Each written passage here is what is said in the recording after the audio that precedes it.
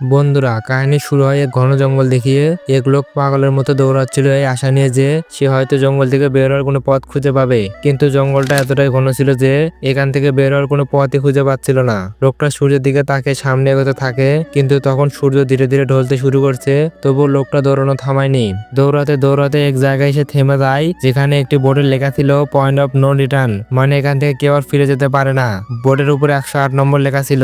এটা দেখে লোকটা আরো বেশি আতঙ্কিত হয়ে যায়। ধীরে ধীরে অন্ধকার ঘনিয়ে আসতে থাকে আর পুরো জঙ্গলে এক অদ্ভুত ভয়ের পরিবেশ ছড়িয়ে পড়ে। হঠাৎ করে একসাথে সব পাখি উড়ে যায়। লোকটা অনেক মাইল পথ পার হওয়ার পরও পুরো জঙ্গলে কোনো বন্যপ্রাণী দেখতে পায়নি। বোঝা যাচ্ছিল এমন কিছু আছে যেটাকে ভয় পেয়ে জঙ্গলের পশুরাও কাছে আসছে না। ভয়ে লোকটা আরো জোরে দৌড়াতে থাকে। কয়েক ঘন্টা দৌড়ানোর পর হঠাৎ সে এক জায়গায় এসে থেমে যায় এবং তার মুখে হতাশা ফুটে ওঠে, কারণ তার সামনে দাঁড়িয়ে ছিল সেই একই 108 নম্বর লেখা সাইনবোর্ড, যার উপর লেখা ছিল পয়েন্ট অফ নো রিটার্ন।